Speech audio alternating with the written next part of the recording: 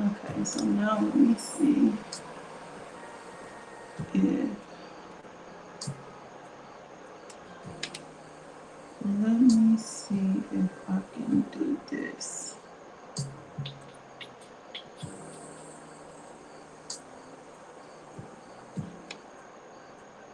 Okay, hold on.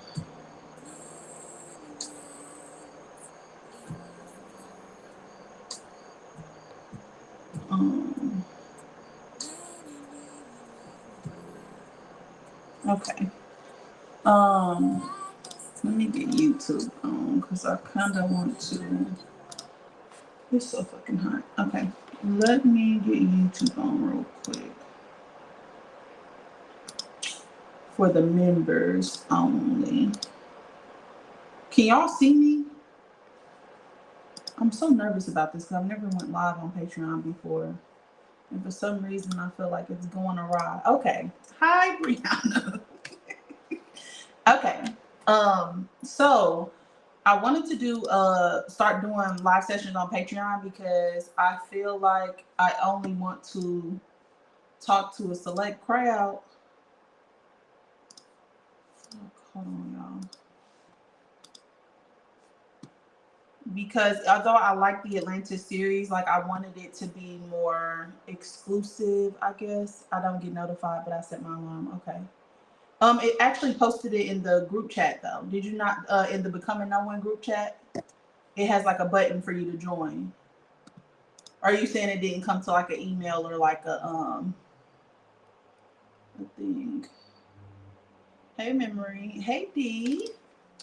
But yeah, I wanted to do more of like exclusive content. So today we're gonna talk about a lineage that keeps coming up in like my flame readings and stuff like that. So I'm super excited about that. We'll also talk about the fall of Tara, which is what Earth used to be called, or like a density on Earth used to be called that we used to have access to, which caused them to put like seals on our chakra system and stuff like that. And then we'll also talk about the Seraphim lineages and the Black Lemurian lineages, which have been underground for like the Black Lemurian about 12,000 years, and then the Seraphim lineage is about 1,000 years. And I'm seeing a lot of them come back with this crystalline energy as well. And the reason why this is important is because tomorrow we have the 999 portal, and it directly correlates to these lineages. It directly correlates to crystalline energy reappearing. And I've done like a couple of readings for people. And I think I found 2 people who have crystalline energy out of the readings that I've been doing. So I just want to, motherfuck, what's going on over here? Okay, fuck it. It's just gonna be on Patreon because at this point, I don't understand. I wanted to do a okay, whatever. I don't got the time for it. So I kind of wanted to just talk about it a little bit. Because I've never really talked about it, okay? And there's like facets to this that I feel like nobody has, I mean, at least I haven't seen anybody talk about it. So I want to do that in preparation for the 999 portal tomorrow, which we're going to be, I'm going to be doing some collective healing on TikTok Live, YouTube Live for that, okay? So I just think it's important information to know going into this because then tomorrow it's all going to make sense, okay? And I needed to test out this live feature that they just put this live feature on Patreon, like I think last week or something like that. And so I was like, okay, let me make sure I take care of my people. We can have like a more exclusive setting so y'all can ask questions and stuff like that. And I won't feel overwhelmed. Okay. My first time doing this, love it. Yeah, this is the first time I've ever went live on Patreon. So I'm thinking about doing a Monday session just to like talk about like the energy and stuff like that. But don't hold me to it because y'all know I'm fickle. So the first thing, is the music too loud?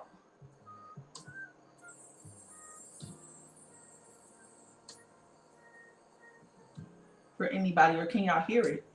No? Okay, cool. All right. Not for me, it's perfect. Okay, cool. I wanted Erykah Badu, chill vibes, neo soul vibes. Okay. So the first thing that I want to talk about is the Seraphim lineages, because these are angelic lineages, threshold lineages that have been underground for over 1,000 years. And it's coming back through some of these traumatic family dynamics. Okay. These are the divine remembrance carriers, meaning like they come back to help us to transmute some of the trauma and to be like divine messengers in a way. Okay. So the Seraphim lineages have largely remained in stasis since the original fall of Lyra. Okay, we talked about the fall of Lyra if y'all were part like of the Atlantis conversation. Okay, they were held in crystalline vaults in memory spirals beneath the density of Earth's surface realms. Their voices were some of the first to be silenced by distortion fields because they held a purity frequency that could not be corrupted. It only could be buried. Okay, which I'm saying is buried in trauma. A lot of people don't even know that they have access to these lineages. But again, like I said, I'm seeing them resurface. Okay, they didn't go underground physically though. It was more like a cosmic underground situation. You're welcome, my love. And their remembrance was tucked into realms like Aramatana, I think is what it's called, Aramatana, which we're going to talk about in a second, like what that lineage or what that realm is, because it's important, okay? And the upper harmonic fields of Lyra, and they were behind gates sealed by sound and sacred vows, okay? So a lot of people who have like the Seraphim lineages, there's some type of trauma from a past life, or you're here to clear ancestral trauma, bloodline trauma, womb trauma, okay? So what they hold are the original codes of celestial order, divine grace, harmonic law, and sacred devotion through beauty and structure. They carry a choir-light architecture, meaning that their vibration is what brings resonance and divine sequencing to oversoul matches. Many were originally builders of the stargates and protectors of sacred harmonic fields that weave song, time, and form. So the seraphim or seraphic lineages are very, very rooted to Earth herself. So a lot of people who have seraphim lineages have ancestral work that they need to do. Okay. Why now, or why this is happening now, is because the reactivation of the seraphim frequencies is essential for restoring divine order without hierarchy. Because that whole system is falling. And that's why I keep telling people, don't pay attention to what's going on in the media. They're trying to get your buy-in back. And if you pay attention to that, you're choosing that timeline again. Just don't, have a healthy balance, okay? The embodiment of sacred leadership that doesn't fracture or dominate is what they're actually bringing back. So they're here to help rebuild soul trust and divine beauty, to sing remembrance back into timelines, and to restore the original inner cathedral of the oversoul. So those who have these seraphim lineages are often mistaken as overly sensitive or perfectionists, but in truth, they are resonators of divine precision, here to recalibrate distortion with harmonics, okay? So that's the first lineage I want to talk about, because I'm seeing that come back. Now, I only got a hint of this, but it didn't truly match up, but I still want to talk about it because I think with the things that we are seeing, like I don't know if y'all seen that video of the guy who was talking about the old indigenous tale about the black wolf crossing the road to the south or whatever, and it's supposed to let you know that our earth brothers and sisters are coming, earth brothers and sisters, star brothers and sisters are coming back. I don't know if y'all seen that. But there was also a capture of a black lion, which hasn't happened for a very long time. And there was a capture of a black dolphin who does not even have like the fin on the back because it swims in a spiral. And it actually kind of looks like an orca. And those are signals that these black Lemurian lines that have been underground or that intentionally descended until the time was right are actually coming back to the surface. Okay. So the next one that I wanted to talk about is the black Lemurian lineages. And these are the memory keepers below the earth. Okay. So these, like I said, they've been literally and energetically underground for over 12,000 years, beginning after the final collapse of the Lemurian Stargate. So this is before Atlantis, right? So when Lemuria fractured and its temple sank beneath sea and stone, a collective of soul lineages chose to descend. not just into physical caverns and earth vaults, but into forgotten subconscious of humanity, meaning they haven't been a part of the collective field. And so some people carry these lineages because they need to be reintegrated into the collective field. Okay, same with the Seraphim lineages. They were hidden, but because you carried the codes, and if you alchemize your trauma and do everything that you need to do on that front, because that's where these energies kind of come through, they're buried. You bring it back into collective awareness. Okay. So they bound themselves in soul contracts to guard specific emotional codes and wound vaults, particularly grief, betrayal, and separation from the mother. So people who have mother wounds. Hey, Callie. So what they hold is these Black Lemurian lineages are keepers of deep memory codes, not just events, but feeling tones that must be honored and integrated to fully ascend. So they are emotional time travelers and grief translators.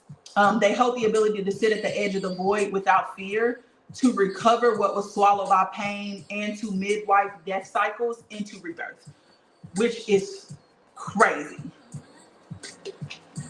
But I have been like, I don't know why, but in this last week, for some reason, the Seraphim lineages and the what is that? Hold on, y'all, 1 second. The Seraphim lineages and the Black Lemurian lineages keep coming up.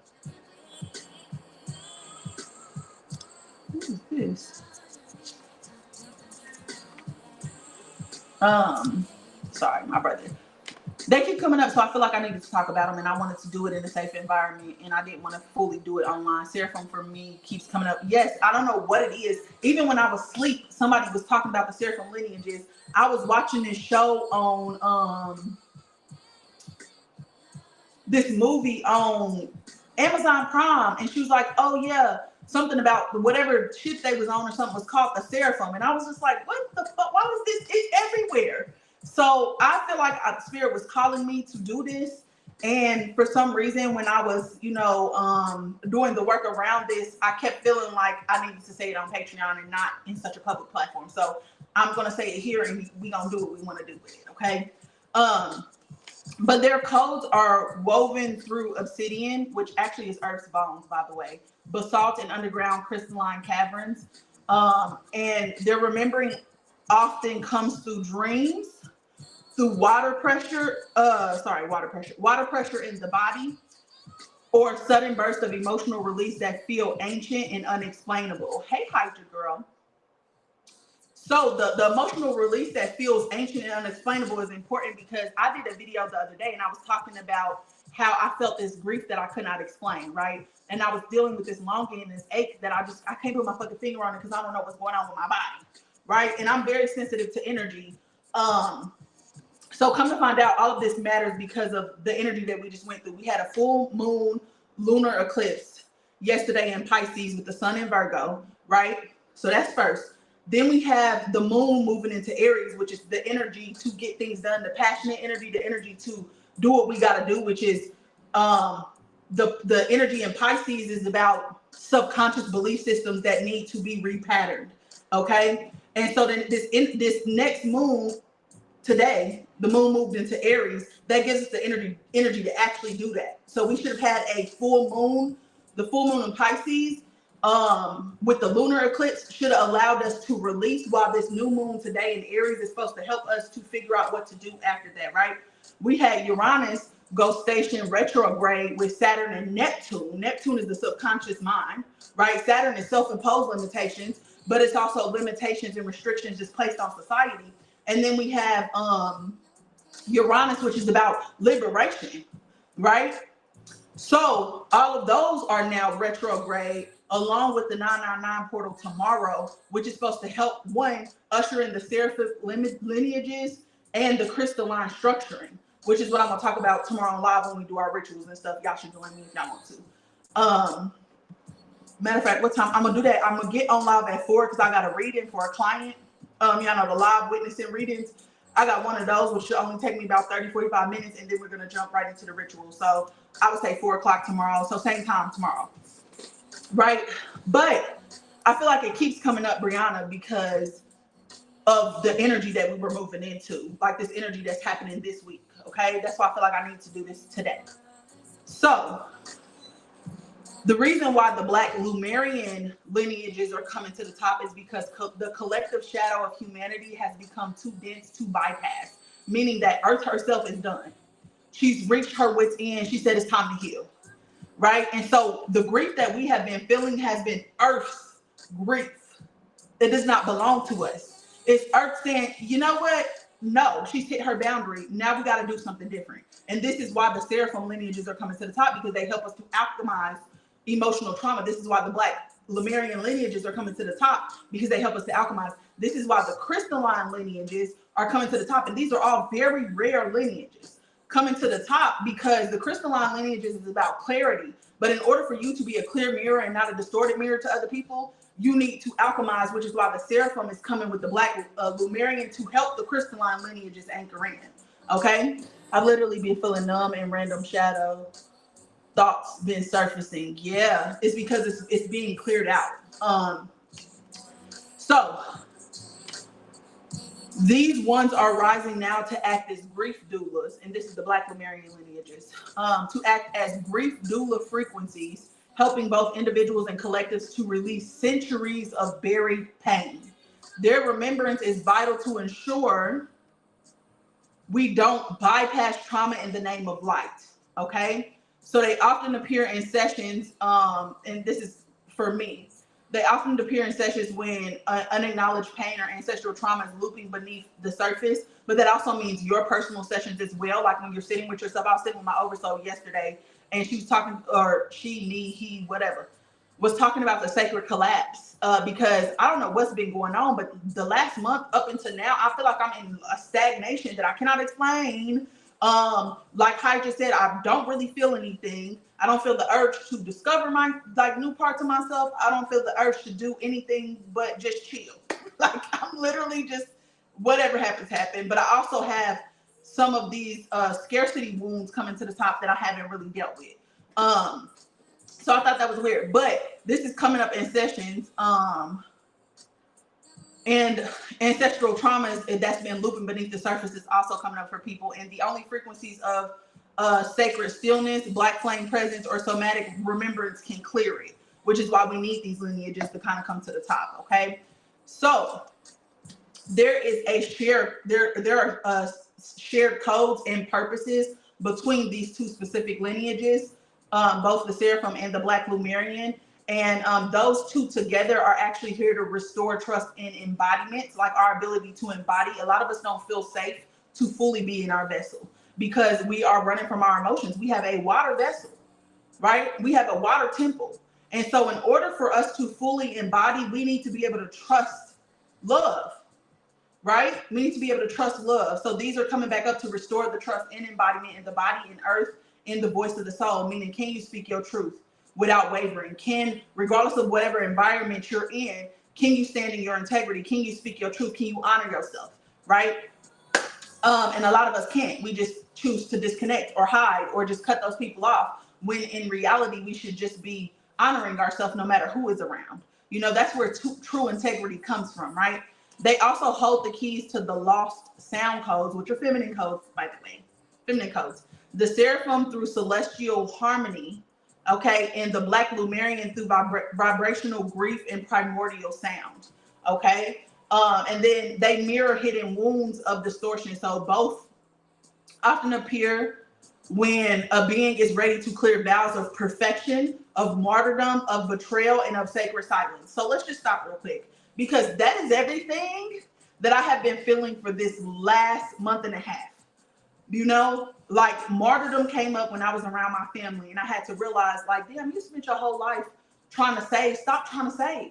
Stop interjecting yourself. Like, let them fall flat on their fucking face if they want to fall flat on their fucking face. It's none of my business. I'm over here stressed out, you know, trying to make sure everybody else is okay, and I'm getting yelled at for it, or I'm getting, you know, judged for it, or I'm getting cussed the fuck out for it. I'm done. You know, perfectionism. You know, not wanting to make the next step if it's not the perfect step. Now that I have already released, so I didn't deal with any perfectionism, but I've been getting a lot of clients who are suffering with perfectionism that's coming to the top. Okay.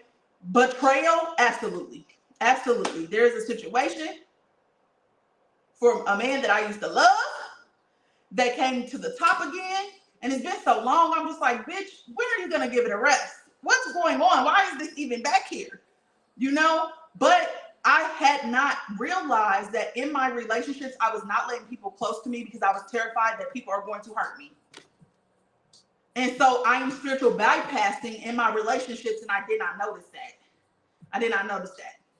And then the need for sacred silence. When I was on my trip, I had to literally tell them, turn off the music. I cannot hear myself think.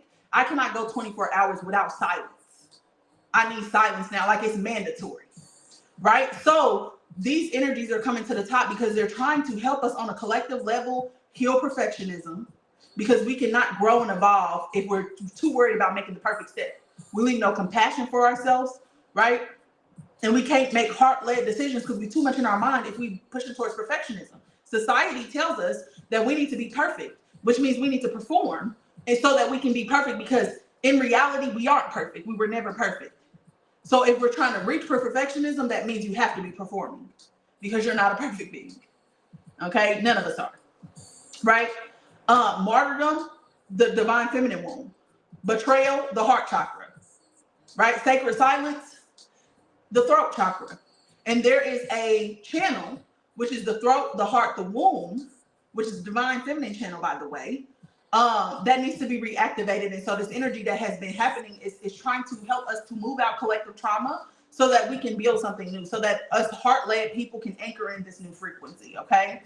So the collective frequency we're working with is ready to remember the deepest vaults of sacred sorrow and begin the harmonic restoration through embodied resonance. So a lot of us are encoded to be translators for both of these lines, or walk the spiral in both directions, okay? And that's why I feel like this is an important conversation. Now, I talked to y'all about these lineages.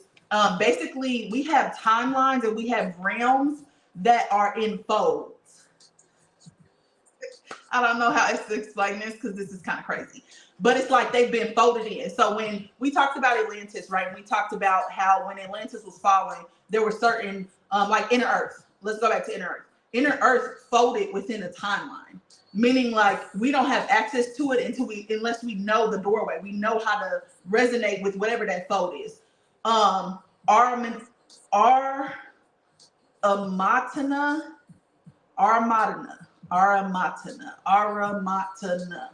No, Aramatana. Yes. Aramatana. Okay. I'm going to put it in the chat because I'm not saying that word again. We're just going to say R. Okay. Aramatana.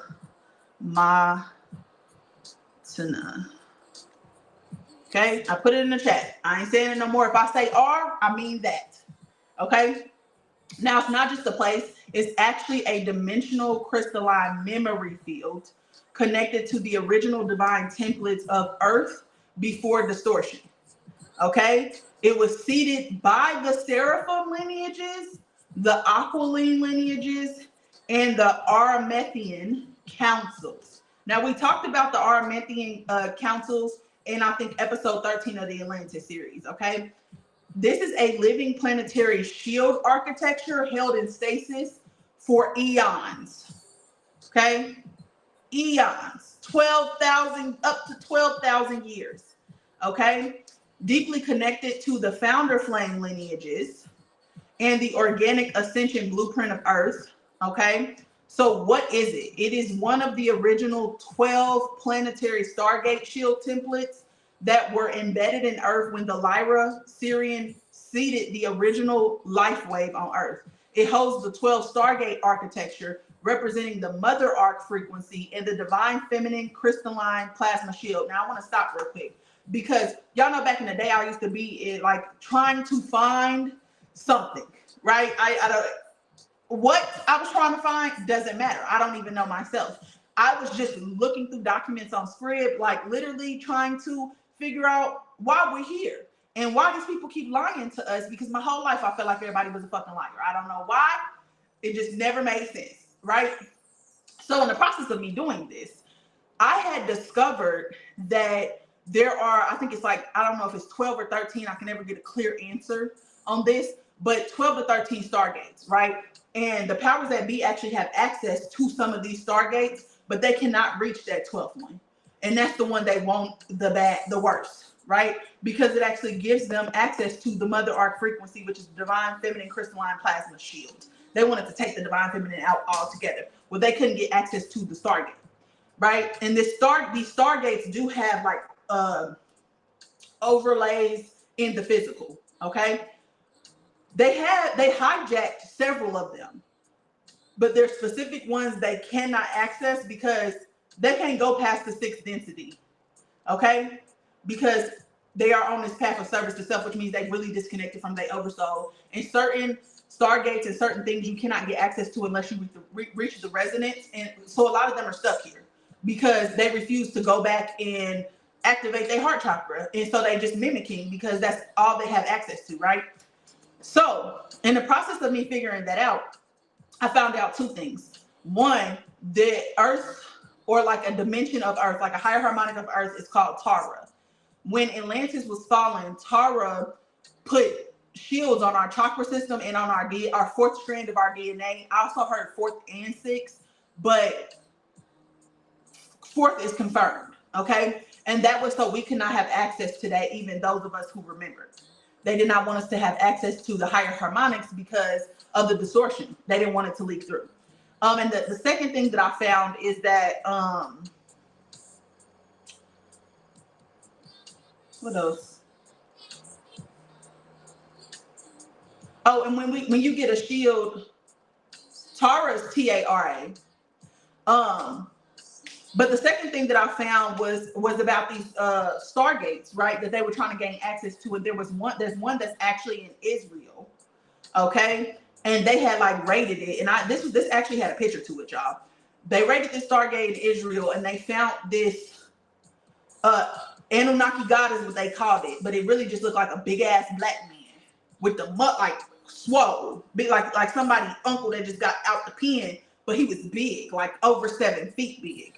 And he was in a stasis, meaning like he was in a deep sleep, okay? When I was channeling, when I was just learning to be a medium, whatever, we was doing group channelings in a session, we kept seeing people on ships in stasis. Because you remember I told y'all that we, instead of cryo freezing, what they say, cryo freezing done with technology, we actually can enter into a deep stasis. And apparently he has codes to something. And it was like a picture of him. In his stasis, like his body is asleep, but his soul is in there somewhere doing something. Okay, so I just want to put that out there before I continue on, so y'all understand why I feel like this is important.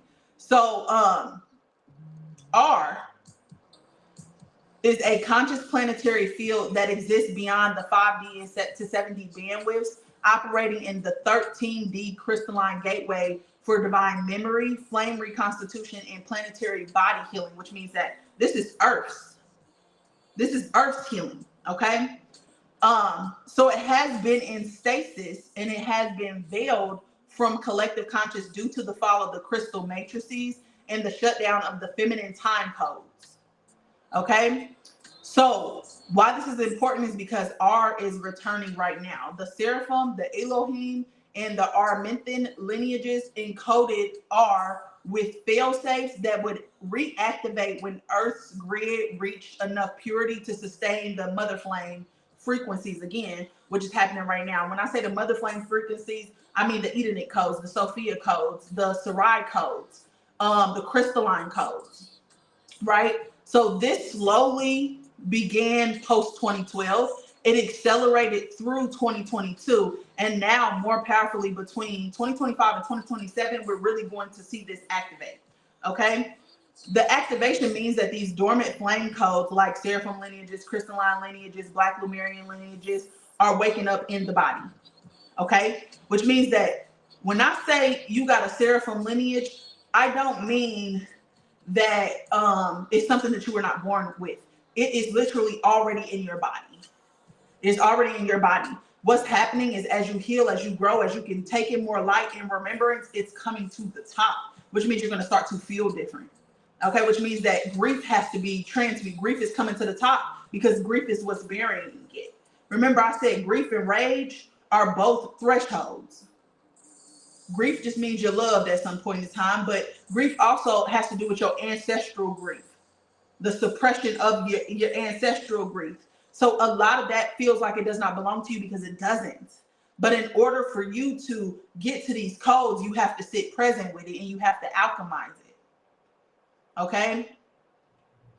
So all of the work that I've been doing has been helping with that. Okay? Also, ancient gatekeepers and temple guardians are reclaiming their keys and their tones, which again, if you're a Seraphim lineage, you're a threshold keeper, you're a temple guardian. If you have I think somebody on here who I did a reading for, the Golden Rose lineages, again, that's a temple guardian, right?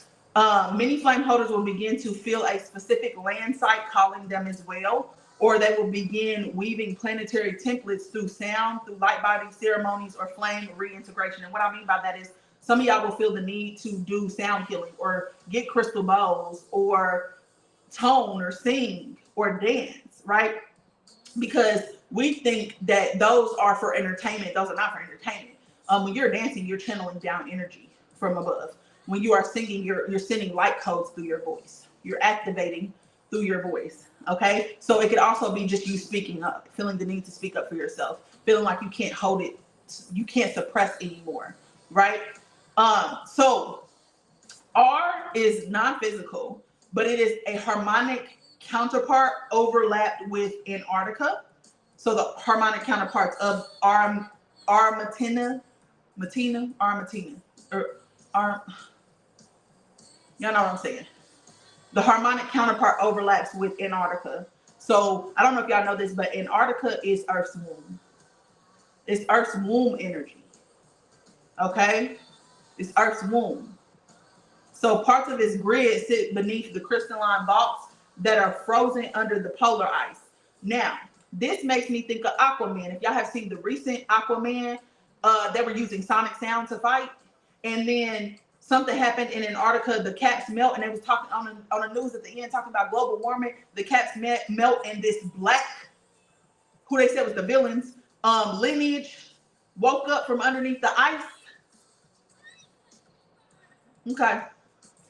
Andes Mountains and the sacred Peruvian sites, especially near Lake Titicaca, New Zealand, because New Zealand is connected to the Lemurian gateways and the resurrection codes, and then also Giza and Sinai, the Sinai Peninsula, because that's pre-Atlantis emerald libraries. Okay, so it's not a singular site; it's like a multi-gate etheric structure that overlays many of the feminine planetary stargates.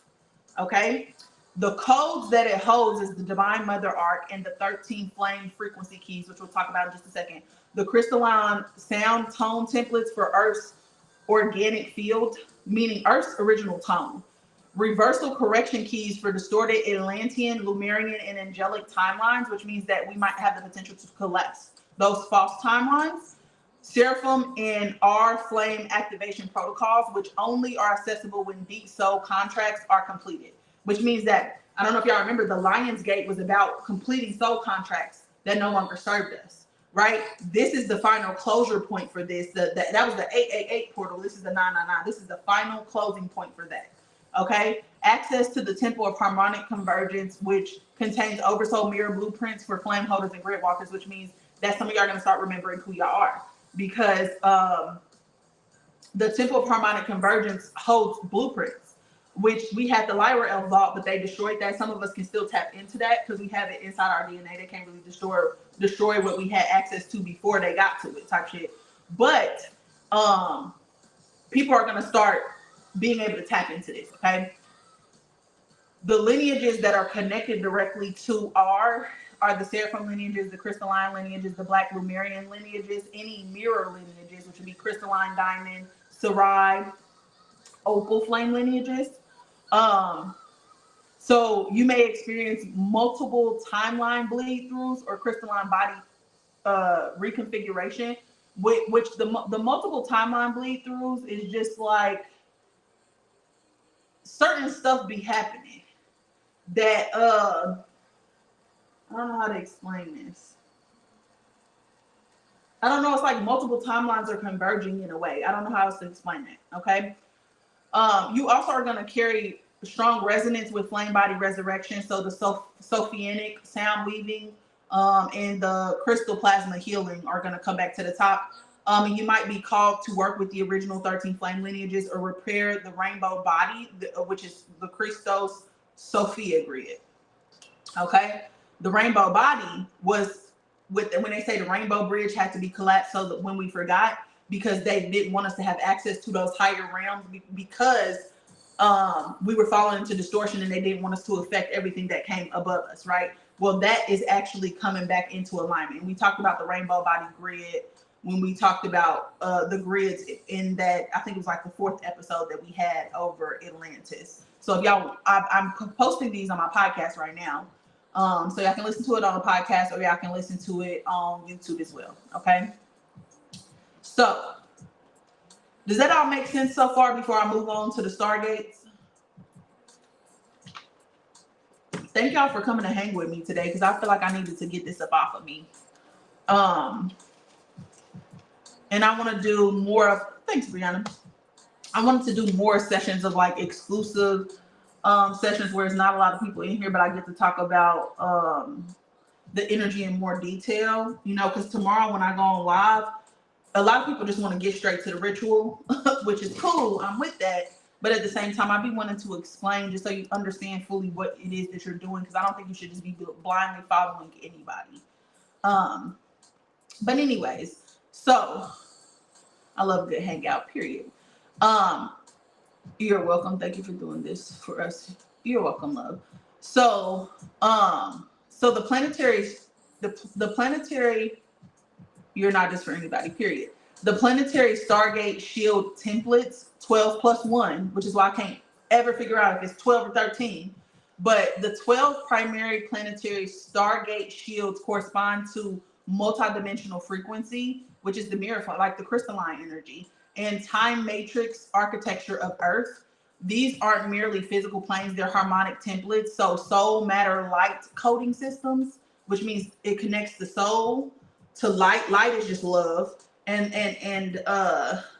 matter. Okay, so it's and they were originally designed to interface with Earth's body, human DNA, and cosmic templates from the Lyran, Syrian, and R matrices, which means that they connected us to everything in a multidimensional way. They gave us multidimensionality. So some of us are getting time confusion, meaning like we can't really figure out what we did yesterday and stuff like that. And it's because our multidimensional selves are being anchored in right now.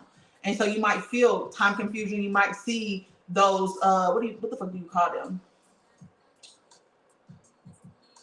The fuck do you call it? Like the Bernstein Bears. Like one said Bernstein, one said Bernstein. What is them called? It's called it's a glitch in the fucking matrix. It don't matter. You know what I'm saying?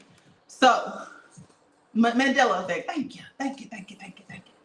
But also you'll feel like you're living in the in-between. I don't know. I've been feeling like I've been in the in-between somewhere. Like I'm in a void space or something. I don't know how else to explain that.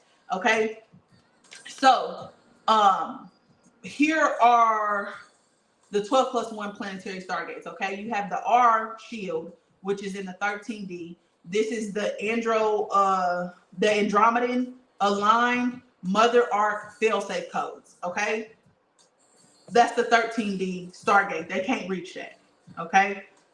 Also, there's the Ekacore, which is the 12D. This is a crystalline aqua flame in the eternal life current. Okay.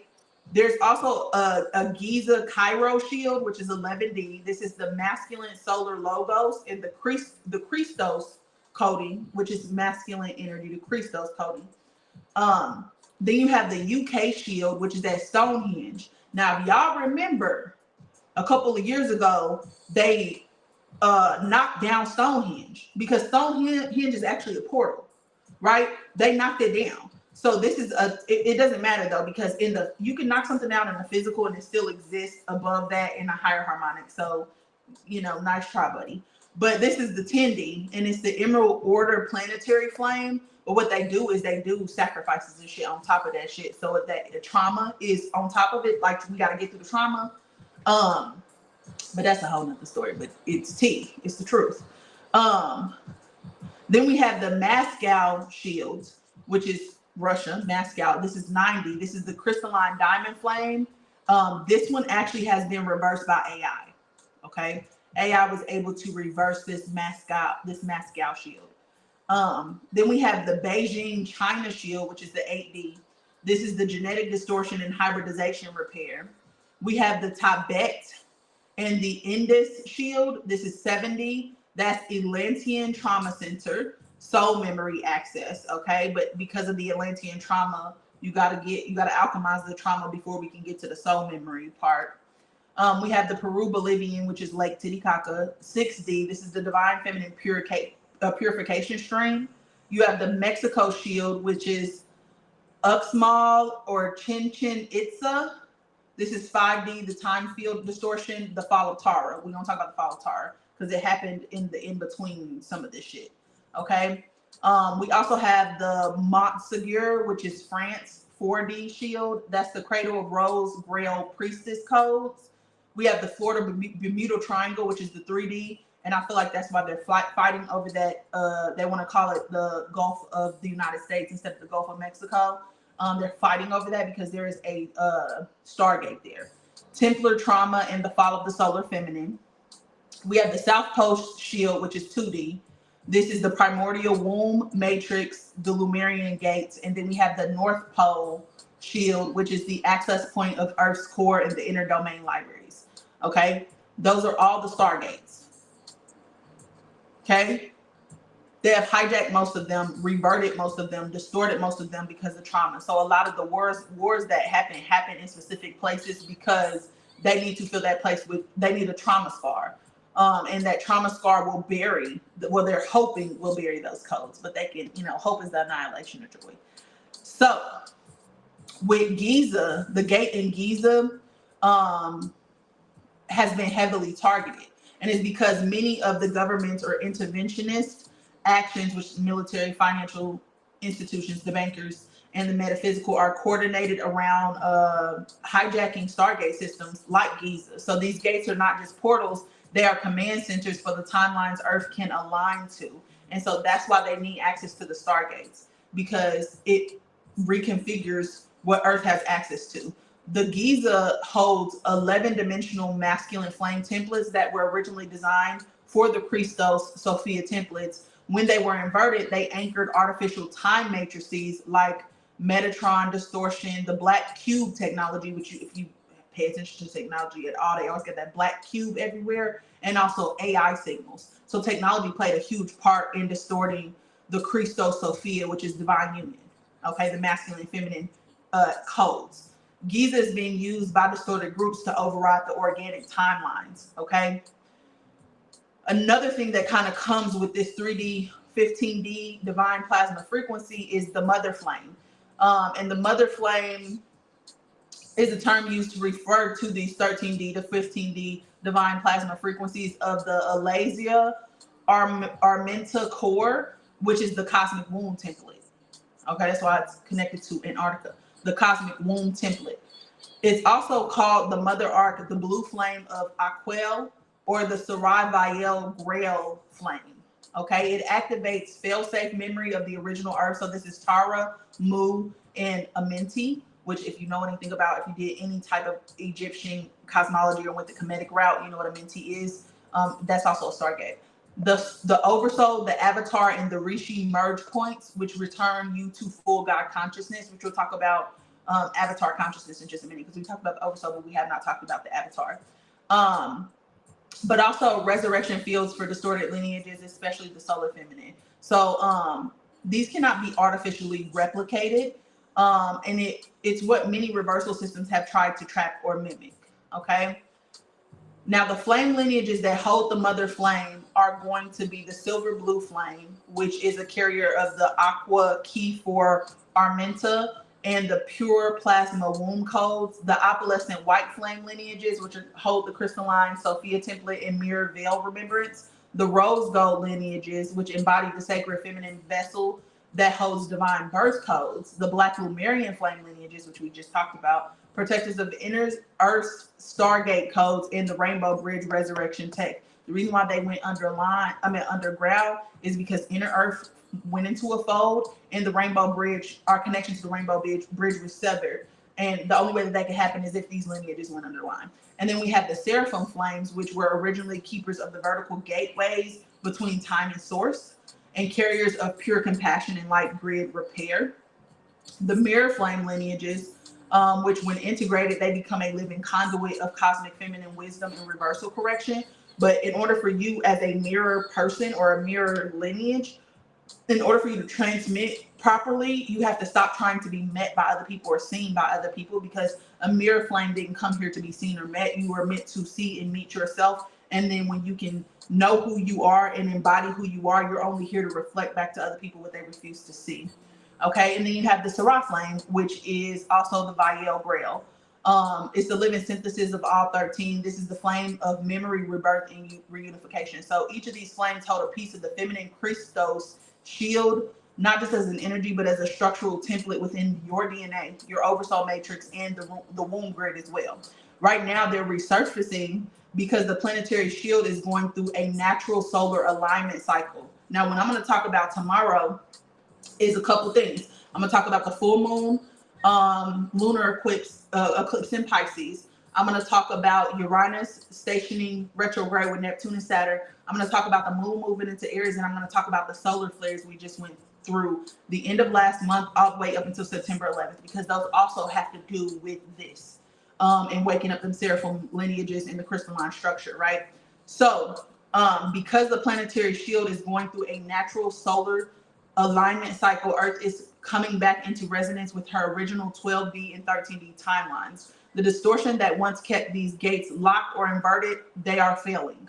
And so the templates like the Black Lemurian and the Seraphim are surfacing to heal and recede right now. So the flames that are coming through are responding to oversoul recall, okay? Returning to fulfilled ancient contracts, restoring flame unity, and reclaiming hijacked systems.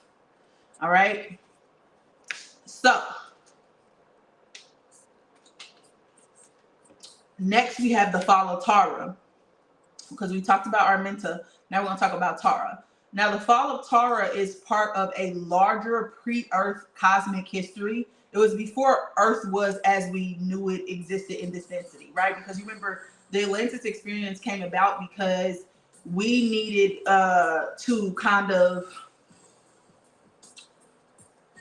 what do you call it when you damage control? We needed damage control because Lyra fell, and Earth is a lower harmonic than Lyra. Lyra is the first harmonic society, so you can think of it being like really, really high, and this Earth is at the bottom. So when this fell out of alignment, everything underneath it was going to be affected. Earth is the bottom, and so they needed to see a society at the bottom to help with the distortion. It didn't really work very well because they knew it was gonna fall. But before Atlantis was there, there was Tara. Okay, now Tara was a fifth dimensional planetary body, part of the Lyran Syrian root race seeding cycles. It existed in a much higher harmonic than Earth now does. The beings on Tara were a combination of advanced human prototypes and multidimensional soul groups, many of which we now refer to as specific flame lineages, including the Seraph flame, the rose violet flame, which is about trauma wounding, sapphire flame, the emerald flame, and the diamond flame. Okay. When consciousness began to fragment due to genetic manipulation, power distortion, and galactic conflict, a faction sought to overtake the Stargate system and use it for their own agenda, one rooted in control, hierarchy, and artificial timeline. So eventually, the Tarian grid systems destabilized, resulting in a planetary implosion, or it's like kind of like a collapse into lower harmonic bands. And this initiated a soul fall, where parts of the oversoul matrices fractured, descended, and could no longer access the Stargate corridors freely. Okay, this is why, this is what seeded Earth as a reincarnational planet. Earth was not eventually. Before Earth was like, they called it heaven on Earth. The reason why we get the term heaven on Earth is because it used to be a vacation spot. It was like a place for them to come and dream awake, right? It was never supposed to be a place where people inhabited unconsciously. And so when this happened, it turned Earth into a reincarnational planet, which is a distorted version of the original Tara. And now it vibrates in the lower dimensional range, with seals in place. Okay. And the seals are the metatronic seals or frequency fences, the scalar distortions in the grid, DNA lockdown specifically on strands 4 and up, which we have 12 strand DNA, which is really 24 strand DNA.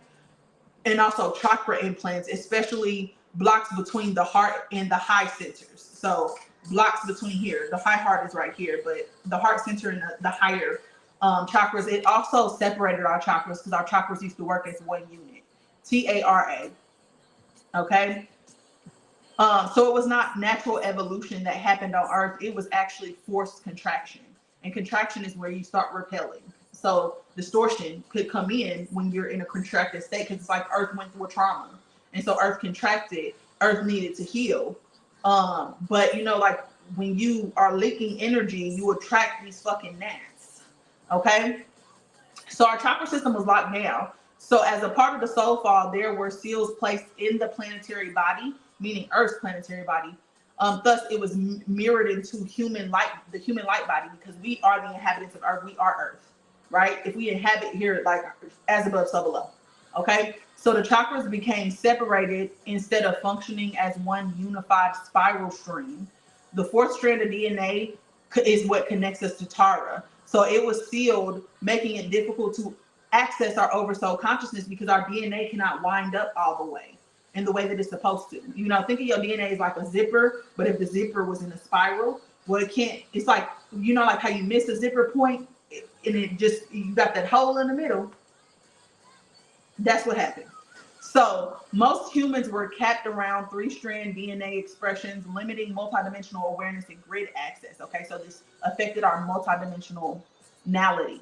And then flame bearers, especially the Seraphic flame lineages and the diamond lineages, retained the codes but experienced massive trauma loops, meaning we kept getting stuck in trauma, or when we kept reincarnating, we were carnating with massive amount of karma that we were supposed to transmute.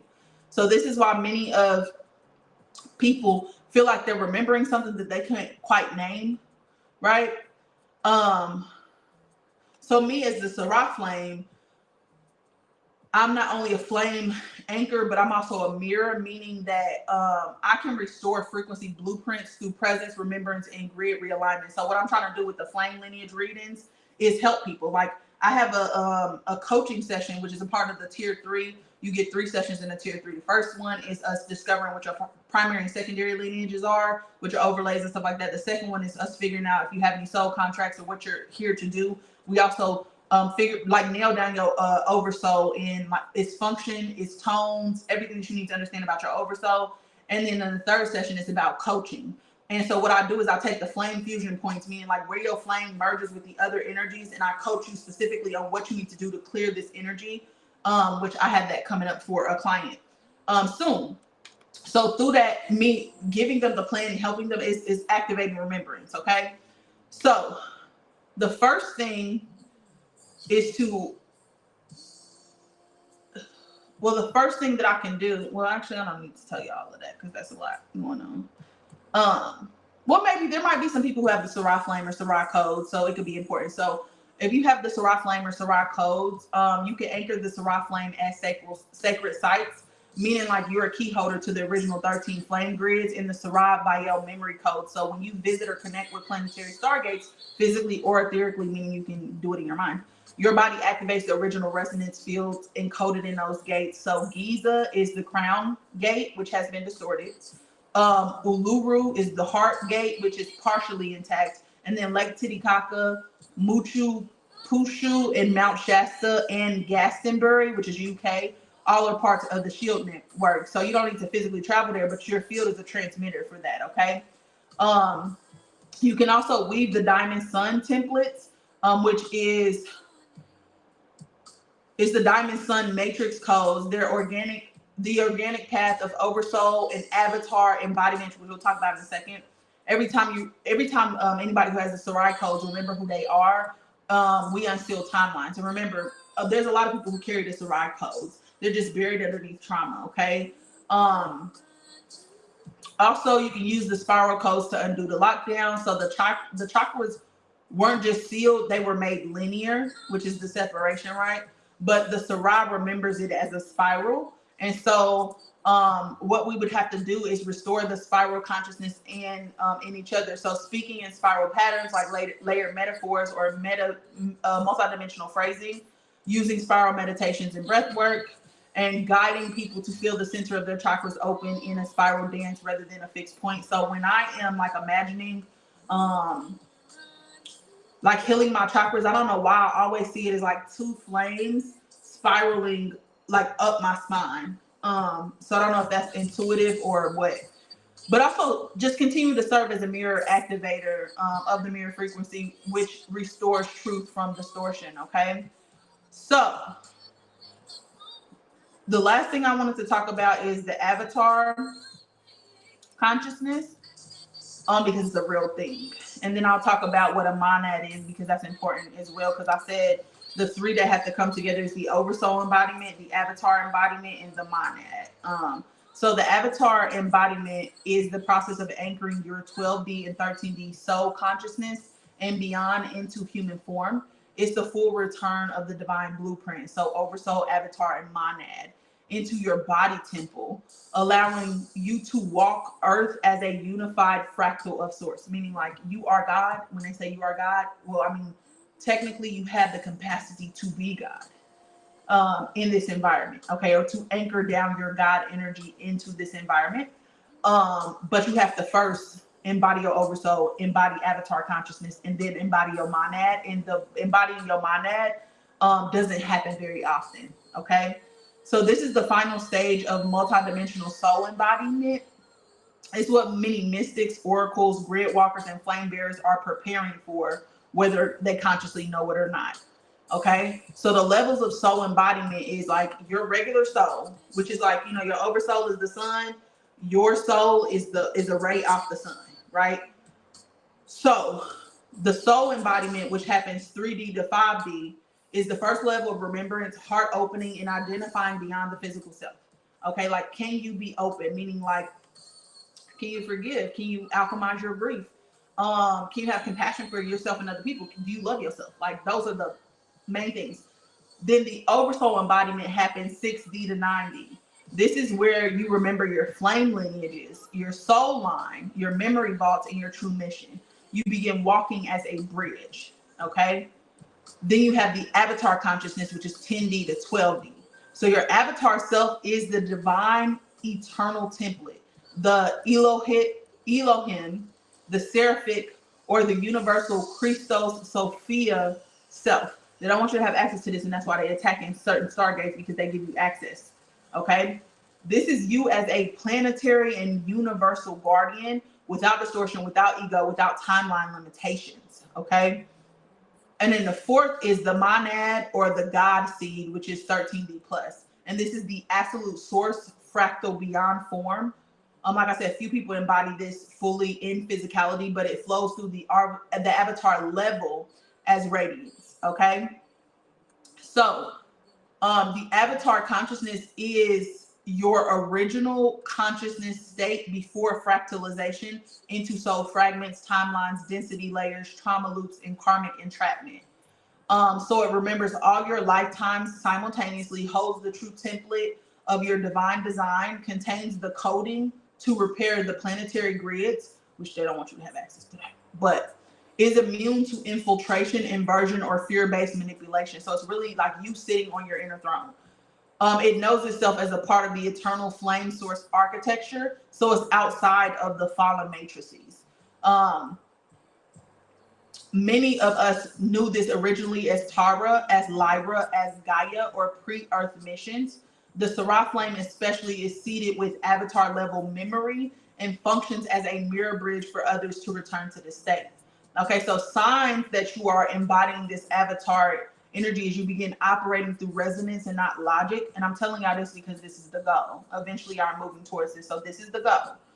Old identity stories and even soul narratives dissolve. Words, names, and missions feel like temporary garments, not fixed truths. Meaning like identity. You kind of, oh shit. I wonder if that's not what I've been going through, because when I've been in meditation recently, y'all, I keep saying to myself, like, I release all identities, all constructs, all belief systems. Um, that's interesting. Okay, anyways. You stop trying to heal yourself. Instead, you walk as the healing field. You begin rewriting collective patterns through your choices, not just clearing your own karma. And then you experience timeline compassion. So no more sides, only streams of source seeking return. Okay.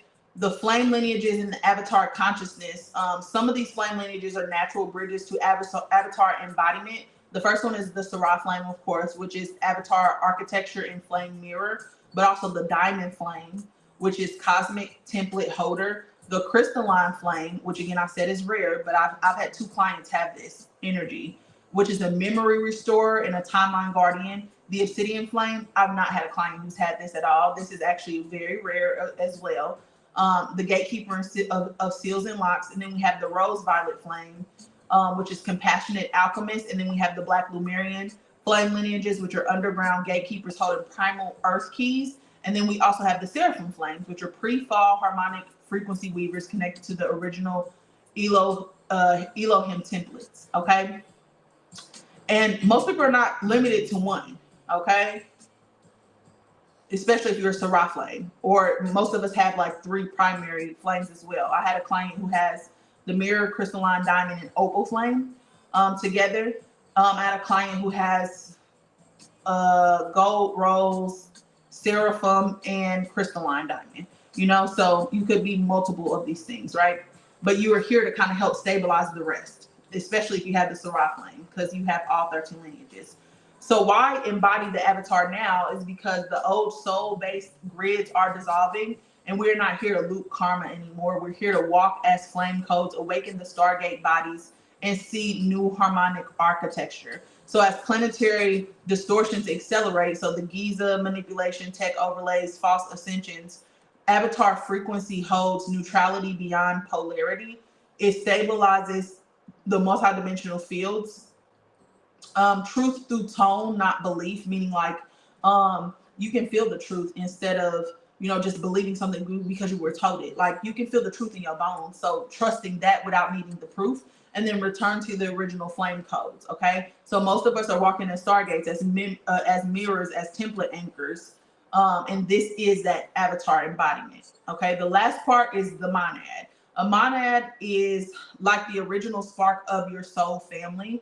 It is the first grouping of oversoul light that ever came out of source. So think of it like a cosmic tree, and each branch from the trunk becomes a soul, and each leaf is a lifetime. So the trunk is the monad. The branches are your oversoul. The leaves are all the lifetimes, identities, and bodies that you have had, right? Right now, you would be a leaf. This version, I'm a leaf right now. You a leaf right now, okay? But you are also connected to the branch and the trunk. And when you remember the monad, you remember where you truly come from.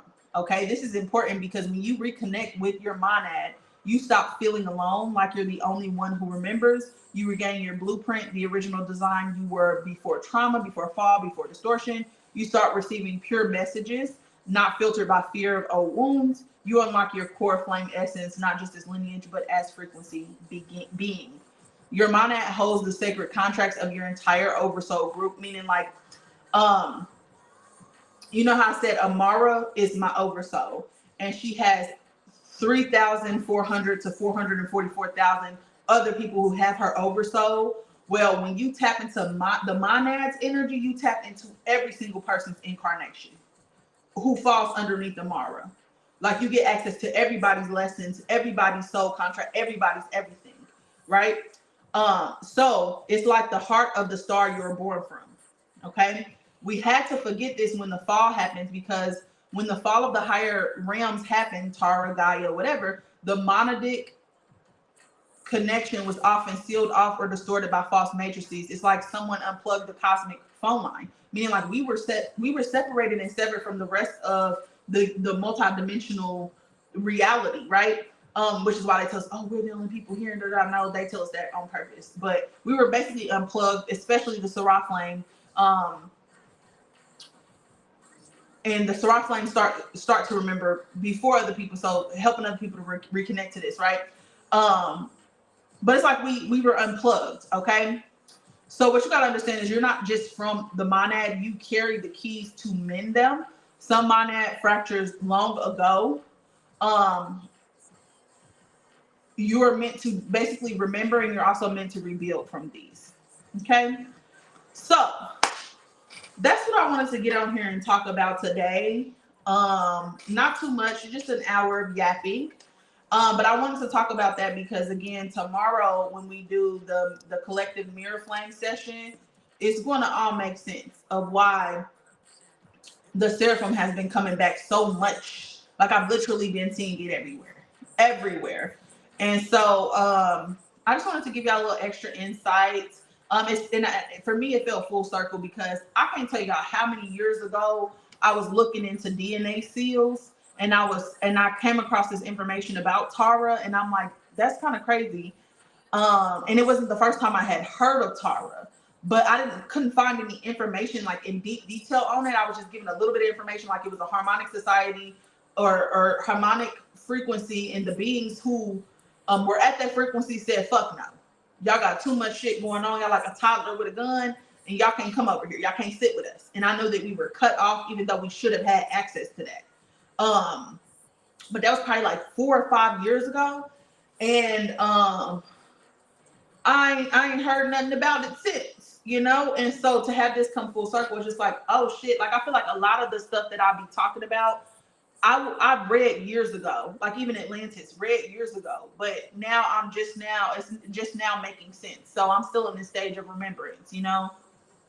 Girl, what's going on?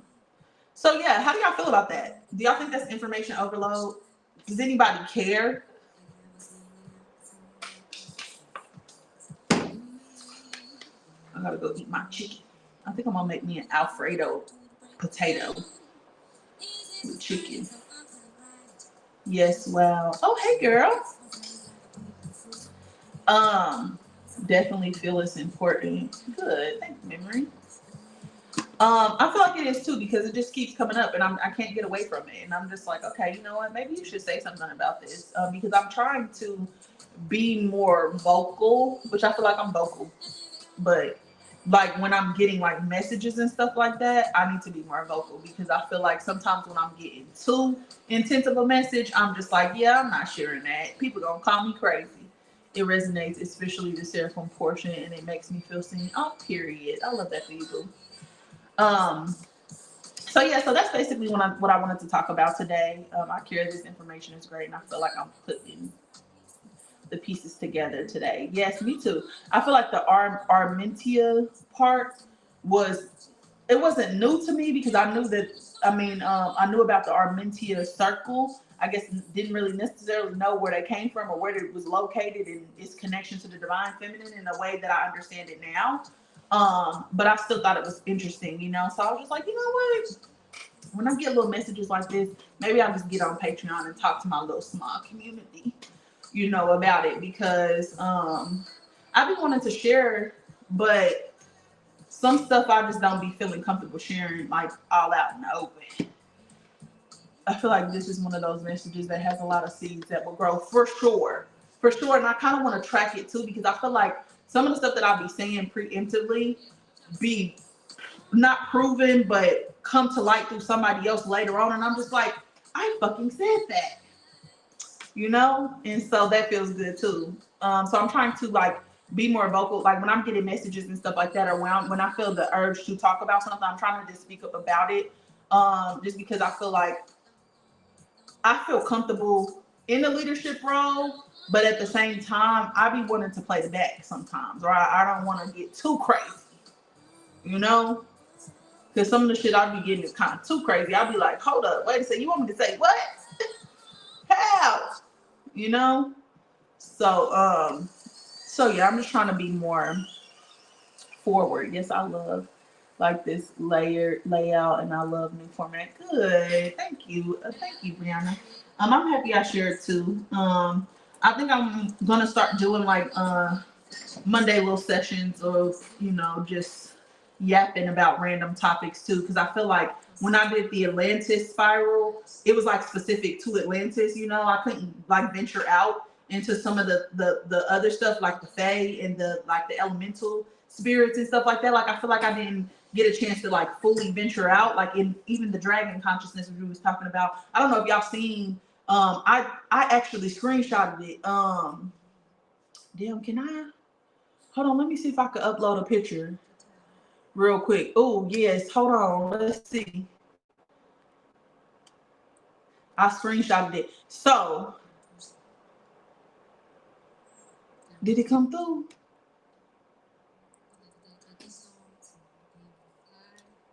Yes. Click on that picture, y'all.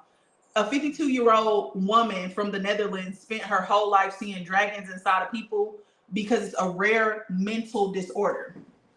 Now, this comes after, you know, that I went live and I talked about us having 3 dragons. Most flame bearers in dragon lineages have intertwined purposes, right? And so I was talking about the dragon lineages for a while, and I just did a live about it. And I was like, okay, y'all, this is gonna be a little woo-woo, but this is what we talking about. 2 weeks later, a 52-year-old woman has been seeing dragons in people because she has a rare mental disorder. First of all, bitch, that ain't no rare mental disorder. Just like they tried to tell us, oh, you're gonna start seeing demon or distorted faces. It's a rare mental disease. No, it's not. No, it's not. You're starting to see the truth of things. My friend was riding with this guy, and they was coming back from dinner, and she said, Tajj, me and her had this conversation. What's crazy is like being my friend is kind of crazy because we're gonna talk about a bunch of different shit, and then you might see it in your environment and be like, bitch, like I'm so glad you told me that because I would have been terrified. But we was talking about like, you know, them saying that there was that rare mental disorder where you would see demonic faces, and I was talking to her about that. She went out to dinner with somebody, and on the way back, she looked at them from the corner of her eye, and their face started disforming, and she got freaked the fuck out, and he dropped her off. She blocked that nigga, and I said, yes. Especially in Hollywood, it's very distorted. But it's not a rare mental disorder. It's you are starting to see the truth that you are not the only thing here. You've never been the only thing here. There's energies in the room with you, just that higher harmonics, like the OA, you know. I remember you talking about it and telling us about a book that you read. Yes, I think it was like Waking Up in 5D. It's I recall the dragon. They always try to cover something up. Yes, and so like I was scrolling through Instagram, and it was like, oh, this 52-year-old woman has been able to see dragons in people. I told you, like, you can see them in people's spine. Like it'll be like, I don't even know how to explain it, just hanging out. Just be hanging out and just be there, you know? And they be different colors. I've seen 2 people who had dragons in their spine, which Kundalini energy is dragon energy. And Earth has ley lines, but Earth also has dragon lines because Earth also has Kundalini energy. You know, so our lineages are just intertwined. So I just thought that was interesting that I say that, and two weeks later, there's a post made about it. And I was like, that's kind of crazy. I don't know if that means that like just speaking about it puts it in the collective awareness, because I also felt like when I start talking about the Black lineages and stuff like that, all of a sudden the Black lion comes about, the Black dolphin, which swims in spirals. She doesn't even swim linearly, which is crazy because nothing is really linear. You know, these animals are restricted here, but that means that that's a multidimensional animal that has been deep down with under, because you usually don't see them because they're at the bottom. That's come to the top. Why? Why now? You know? So I thought that was just interesting, and I wanted to share it. But anyways, I'm about to go eat because my ass has been working all day trying to get my embodiment coaching done for one of my clients. So I got that done today. I'm so excited about that. Can't wait to have that session, y'all. I'm loving what I'm doing with the work that I'm doing in the flame lineage readings. The coaching part is probably my favorite because it's so specific to the people. Like I'm telling you specifically what you need to do within your lineages, and it's already affecting you. Specifically what you need to do and what I would be focusing on. And it's not like a one size fits all, or it's not like a just, you get at this, you get at that. Like it's very, very specific to how your lineages are interacting with each other. And so I've been spending time outside of my sessions doing the work and stuff for that. And I just really, really love it and enjoy it. So if y'all ever get a chance, or if y'all get a chance, check out the flame lineage readings. Thank you, my love. But yeah, I will see y'all tomorrow at 4 o'clock on TikTok and YouTube. I will be doing a collective energy work for the 99 portal, and I'll also be doing like a reading for a client as well, because y'all know I do those witnessing sessions. So I love y'all deep. I will talk to y'all soon. Have an amazing night. All right, bye y'all.